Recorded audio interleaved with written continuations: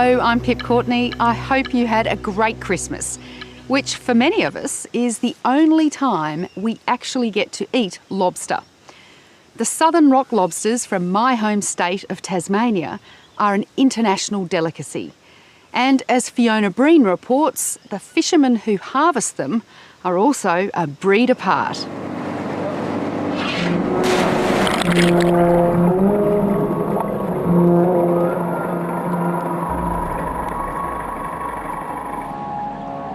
It's a deceptively calm day off Tasmania's far southwest coast. But Squizzy Taylor, the man in charge of this 19-metre lobster boat, knows the seas here can quickly turn hostile.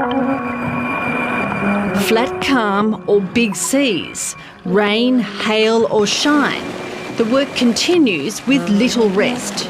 Shooting, as they say, 50 pots twice every 24 hours.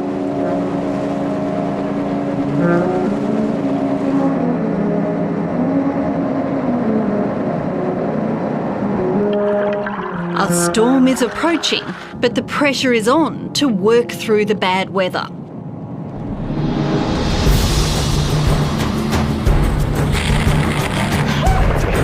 The price of southern rock lobster has risen sharply while they've been at sea and is now fetching a near record $100 a kilo. The lobsters cover the seabed at this spot.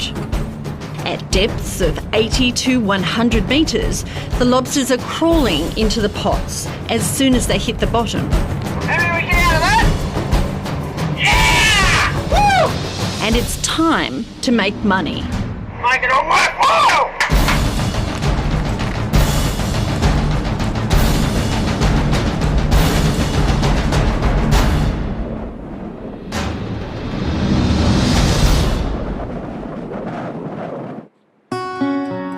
Squizzy Taylor decides to make a quick trip into Tasmania's southernmost fishing port to unload.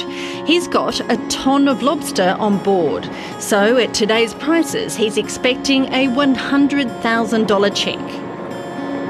Been out 10 days, well 10 days today. We've had worked some rough weather. The swell's been up the whole time, like 4 metres, and it's been 30 knots for probably the last 4 days, so the guys have earned every cent they've earned. And we just had to do it. It was $100 a kilo, so you do have a drive. Why it's good, you just got to keep going. The 2 deckhands will get a good paycheck as well. Just reward after working through the harsh weather conditions. We had one come over and sit us on our bum. That wasn't very nice, but yeah. Just come out of nowhere? Yeah, a freak one. We were punching into the weather, and then we had one that come on the side, and yeah, we thought it was going to go under, but no, it kept on getting higher and higher. Despite a forecast of more bad weather, these fishermen are planning a quick turnaround before the lobster price drops. Yeah, it just wasn't worth the risk of staying out a couple more days when the price is $100 a kilo. So what we would have caught in 2 days, we would have lost in this load. We've got about 1,000, 1,100 kilos on, hopefully 1,100. And hopefully we'll just go put the money in the bank. On the dock, fish processor Stephen Bartels is also in a hurry. He knows Asian markets are ready to pay top dollar.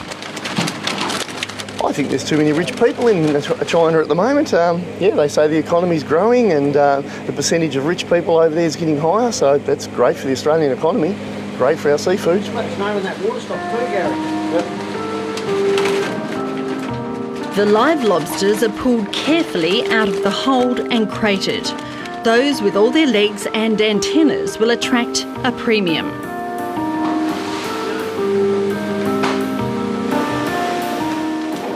Back at the processing factory, they're boxed carefully with wood shavings before being air freighted to the market, from Southern Ocean to a restaurant in Hong Kong. They have to arrive live, so they go back into tanks, into the restaurants, and you as a customer walk into the restaurant and say, I want that piece there, and that's the way we get the best price. So from the Southern Ocean to a Hong Kong restaurant? Yep, in 48 hours. It's been a tough season for Squizzy Taylor, and it's a relief to make some good money. The 37-year-old fisherman has been leasing the Bulk Contender for the past 7 years. He also leases most of his government-allocated quota. The costs keep piling up, and now is the time to pay off some debts. You look at the guys, they'll be $7,000 each for 10 days' work. But it's tough when it's bad. You go back 3 years ago, I was selling them off the Margate Wharf for $40 a kilo. Well, just to cover our expenses, never made a cent for 6 months. Ross Parker is working off Tasmania's east coast, where catches have been low in recent years. Today the lobsters are few and far between. Oh, it's an unreal price, but you can't make any money out of blank pots. Have you seen it at this price much? Never. Not this time of the year. In the winter they get probably a bit more, but for this time of the year it's unreal. On the day Landline catches up with Ross Parker, the price has dropped from $100 when Squizzy Taylor came into dock to $80 a kilo. It could be different again tomorrow. Well, that one there would probably be $70, maybe a little bit more. If I was a praying man, I'd start to pray now. But it is getting late in the season as well, like another month, and it'd hardly be worth even looking, putting a pot in the water here now. Lobster fishermen working off Tasmania's east coast have recently endured some extraordinary setbacks. Last year, a toxic algal bloom forced the closure of the fishery in peak fishing time.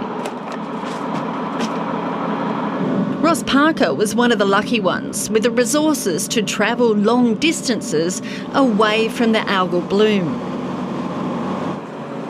Oh, I went to the south coast, but I think it was February sometime before this was opened last year. And the Tasmanian Rock Lobster Association's Rodney Treloggan has been in the industry for 30 years. He's never seen anything like the algal bloom before. That's a real worry. It's probably the biggest, caused me more nightmares than everybody else involved, especially the fishermen. We were just terrified that it was going to start again this year. Where we are here now, this fishery didn't open until mid-January last year. They got about a fortnight's fishing on the quota that they had. The other side of the line gets hammered. The lobster fishery has also been hit hard by another natural phenomenon. A strong East Australian current, reaching further south than ever before, brought with it a destructive pest, the Centrostephanus sea urchin. It settled across Tasmania's east coast, thriving in the lush rock lobster and abalone habitat. The problem is not the urchin per se, but when the urchin numbers build up to the point that they destructively overgraze the seaweed or the kelp beds. So that affects a transition from these very productive, high diversity, luxurious kelp beds through to what we call urchin barrens habitat. And in those areas, the abalone and rock lobster numbers are extremely low and cannot possibly support any level of commercial fishing activities. There are some promising signs for the industry. Researchers working with the Institute of Marine and Antarctic Studies are counting the number of juvenile lobsters settling in about 5 areas across the east coast. Bonanza. Here we go. So we've got 1, 2, 3, 4, 5 perilous. They all look like they're posts at the moment, so this will be all settling in at about the same time, or all coming into the collector at about the same time. There you go. How old? Ooh, I guess they've just gone through their first molt, so a couple of months, something like that. Caleb Gardner, who's been supervising the monitoring of the juvenile lobsters for almost 20 years, says the numbers are up. There are some large areas of the East Coast which have the total biomass, or the total amount of stock, which is only at about 10% of its natural levels. So that's a concern for those particular areas. It's not a concern about sustainability, because around the whole of Tasmania we have egg production at about 40% of its natural levels, and that's extremely high levels of egg production for any fishery, so that's very, very healthy. But in particular parts along the East Coast, it's very depleted. The big question will be whether these tiny lobsters will grow to full size. The growth rates of lobster vary remarkably from fishing ground to fishing ground. Here on the east coast, they grow pretty fast, but round on the far southwest of Tasmania, the growth rates are really slow. And that's why the industry and scientists have got together to move small crayfish from the far southwest to shallow waters up on the west coast. This vessel, the Climax, is preparing to head round to the south coast. It's on a mission to catch 40,000 small lobsters and transport them north as part of the fishery recovery effort. So we were looking at working around this area here at Port Davey and moving the lobster up towards Point Hibbs, just south of Strawn, in these few areas here that are allocated, and above Low Rocky.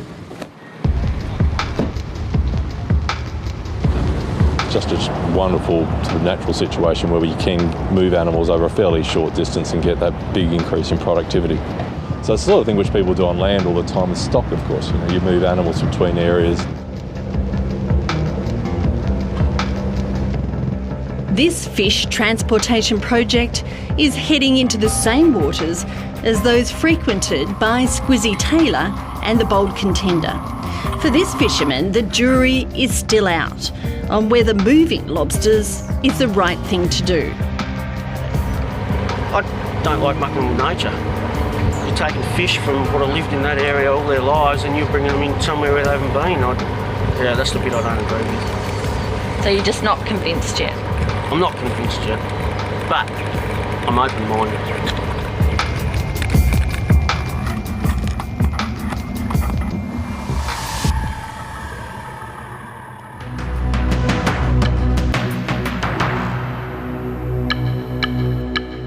Aboriginal paintings often depict landscapes, but rarely agricultural enterprises. So the discovery of a 19th century Indigenous painting of a vineyard was quite a find, and also highlighted a remarkable friendship. Tim Lee reports. The Yarra Valley in the ranges east of Melbourne has long been famous for its fine wine and food. To its traditional owners, the region and the river that flows through it embodies far more. The Bitterdung, the Yarra River that flows just out of town, is a very special river to all of us, extremely special to the Wurundjeri. The Bitterdung, as we call it, the Misty River. It's our symbol of our connection, physical and spiritual, to this land. Perched on a high slope on Wurundjeri land near Lilydale is Yeringberg, one of the most distinguished and historic wineries in the region. You drive up that drive and you see that old winery.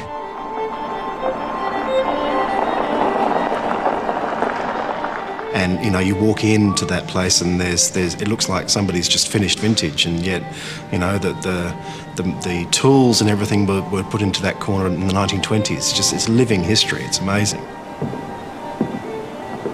Yeringberg was established in 1862 by a Swiss nobleman, Baron Frederick Guillaume de Pury. For Max Allen, one of Australia's leading wine writers, the winery presents a captivating picture of the past.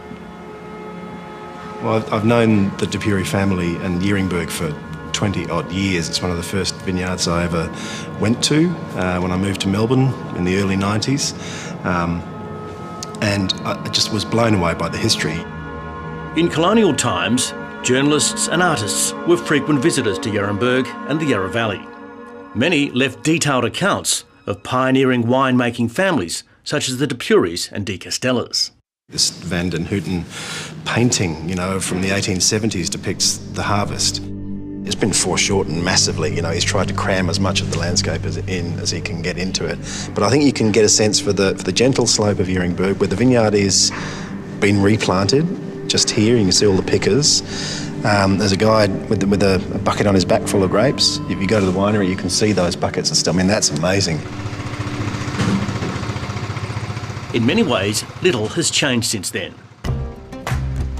For winemaker Sandra DePury, harvest time is just as hectic as it must have been for her pioneering ancestors.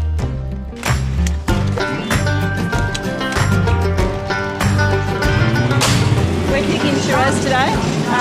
Picking almost all the Shiraz. We picked some last week. Yeringberg's grapes are still carefully picked by hand, and premium wines are carefully crafted in much the same manner in the historic winery. I think the premium end of winemaking is generally hand-picked. We're only making tiny, tiny amounts of wine relative to most producers. And so we do every single little thing we can to make it as good as we possibly can. It's extra work, it's extra money, but it makes a better product.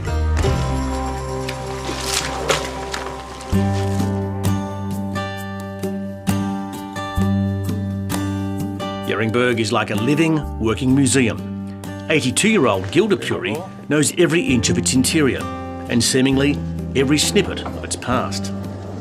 This is the old winery, what was referred to as the press room, and it was built in the mid-1880s as an extension of the wine exercise. There was an older cellar than this, which is attached to the building, and then they did an expansion in the 1880s and built this winery with fermenting cellars underneath. But as wine writer Max Allen discovered, there was a far bigger story hidden in the extensive DePury family archives. Evidence of an extraordinary friendship between the noble Swiss family and the local Wurundjeri people, most notably the great Indigenous leader and artist William Barrick. Before reading about Barrick and the DePuries, I had no idea that any of these kind of relationships existed. I was under the impression that, you know, the story of black and white relationships in Victoria in the 19th century was one of conflict and separation. I had no idea that there was this easygoing sense that Barrick could just turn up one day for a cup of tea. And it is as everyday as that.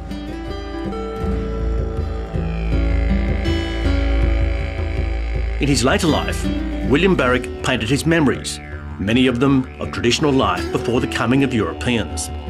But he also painted this image of Samuel DePury's vineyard. The work hangs in a Swiss museum, but when Max Allen saw it, he was spellbound. So I knew that it was an important place, and then I, about 10 years ago, came across the painting that Barrick had done of one of the DePury's vineyards. And I thought, I've never seen any Aboriginal painting of a vineyard, let alone one done in the 19th century, and that was when I thought, no, hold on. Yeringberg is close to Corandurk. Nestled by the Yarra River, it's where in the 1860s the government of the day relocated the remnants of the Indigenous clans. You know, let's not beat around the bush. The Corandurk people, a lot of them, did not want to be there initially. They were forced to live there. Their land had been dispossessed. Their numbers had been decimated. And here on top of the hill, you had the Swiss settlers who owned all the land around and were making a great go of it and building beautiful houses. And so there is an economic, a political, a social inequity here.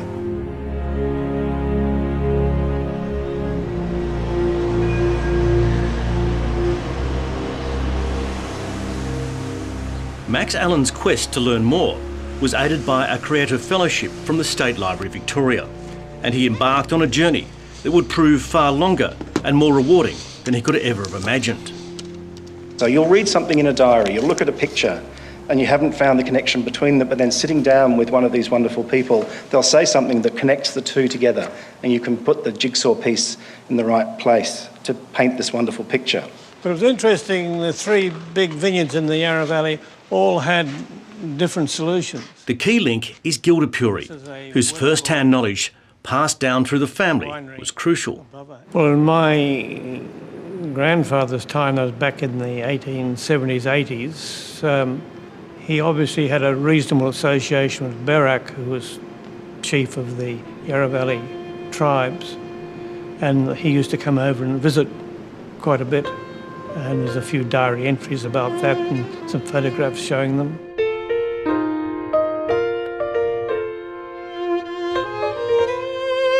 The two of them together, the oral history and the documentary evidence, and suddenly you're really piecing together this wonderful story. Gil's father didn't marry till he was over 60 and was 63, I think, when Gil was born, which meant that, you know, he's, in generational terms, at least one generation behind. The Dupuris documented everyday life in vivid detail. In the 1870s, the Baron Dupuri at Yeringberg had two sons, George first and then his younger son, Victor. And we're particularly lucky that Victor was very, very creative, very artistic. He wrote a lot, he drew a lot, and eventually did this wonderful portrait of Barak in the 1890s.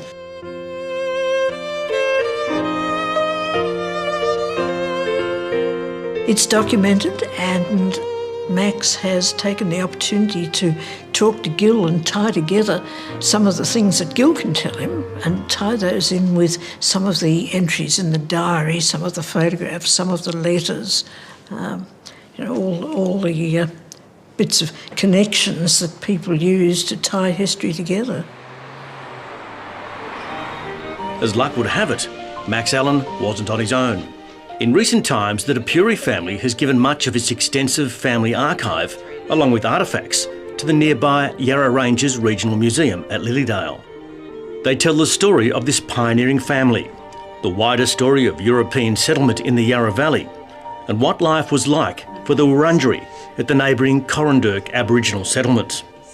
So we've got about 26 boxes of archive material that documents the intimate details of running a farm. So the day-to-day, you know, goings on, the comings and goings, the who's getting what, who's getting paid, where they're getting stuff from, who are they selling stuff to, who are they interacting with, who's visiting, who's staying, what family members are coming from Switzerland to stay with them and work on the farm for a 12-month stint. It's really extraordinary. In the late 19th century, the Indigenous people from the Corandurk settlement were often employed to work at Yeringberg, especially at harvest time. For Max Allen, his biggest thrill was finding firm proof that the relationship between Barak and the Dupuris was far more than one of convenience. It was one of genuine friendship and mutual respect. The proof was in Barak's painting of Samuel Dupuri's vineyard, the Baron's brother. He'd returned to Switzerland years earlier, but Barak still missed him.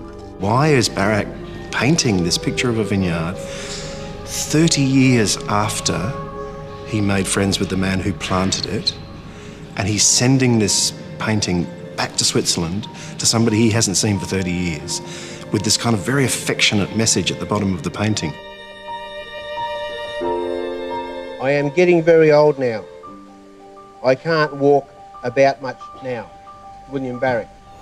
Wurundjeri elder Alan Wandon says the friendship is obvious in the Dupuri family photographs. Normally it was Barak with a spear, with a shield or something. You got this little dark fella, one of our greatest leaders, and there he is mingling with the Dupuris, you know, Baron Dupuri, unheard of. Max Allen's project was incorporated into this year's Melbourne Food and Wine Festival, where he gave a public lecture on his findings.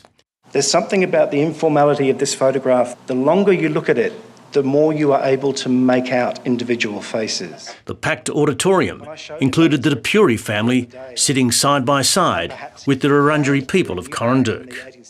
More importantly, there was a sense that this kind of friendship was perfectly normal. It's been an absolutely wonderful experience that has allowed me to present this to you tonight.